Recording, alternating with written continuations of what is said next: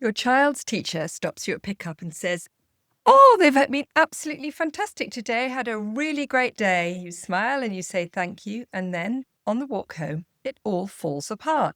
Tears, shouting, refusing to move. And you're standing there thinking, are we talking about the same child? If that sounds familiar, you're not alone. And there's actually a really simple explanation for why this happens. And once you understand it, you'll stop feeling like you're doing something terribly wrong. I'm Camilla McGill, parenting coach with over 20 years of experience, and I'm a mum of 4 grown-up kids. I help toddlers and parents of young children. I help parents of toddlers and young children understand what's really driving behaviour, because when we understand it, we can respond so much more effectively. In this video, I'm going to explain exactly why so many children hold it together brilliantly all day and then completely unravel the moment they get home. What it actually means and what you can do in those after school and after nursery moments to make things so much calmer. So let's start off with what's really actually going on. There's a term for this that I frequently explain to the families that I work with, and it's called restraint collapse. And once you've heard it, you'll never see those after-school meltdowns in the same way. Here's what happens. Your child goes to nursery or school. They spend the entire day holding themselves together.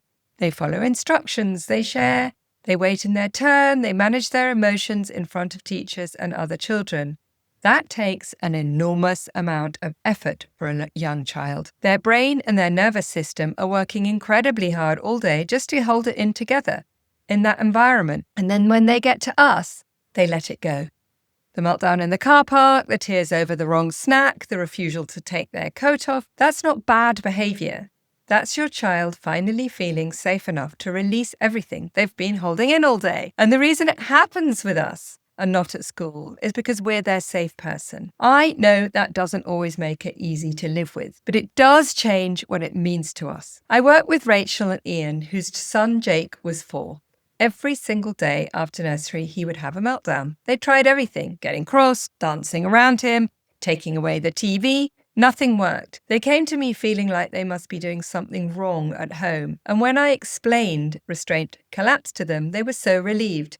Rachel said, "So he's not abnormal and we're not failing." What we changed was their response in those first 15 minutes or so after pickup. If you like this so far, make sure that you hit subscribe so that you get to see more of my videos. Anyway, within a few days of working together, Rachel and Ian reported that the meltdowns shortened significantly.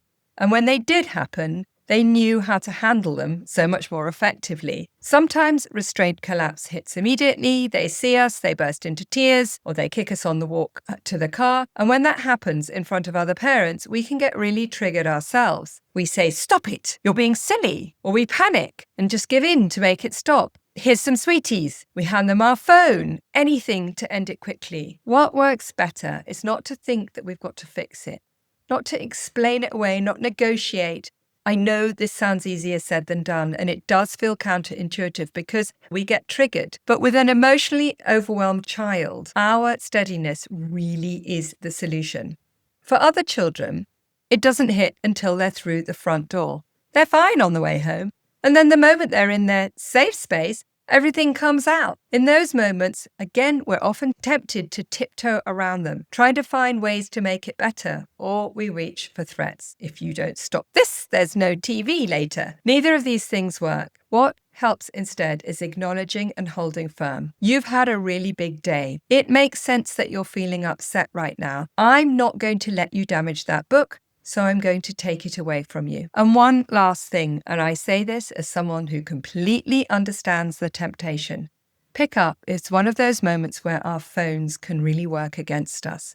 And without us even realizing it, when our child comes out, we're often mid-message, mid-conversation, or we're scrolling, and they register that straight away. And having a tantrum gets very quick attention. So if we can have a few moments of real eye contact, a genuine hello as they come through the gate before anything else, and try and put our phones away for a little while, it really can make a surprising difference to how the time goes once we're with them. If after school or nursery is a really difficult time in your house and you'd like to talk through what's happening specifically and get a clear plan, I'd love to offer you a free discovery call. The link below is to book it in the description below.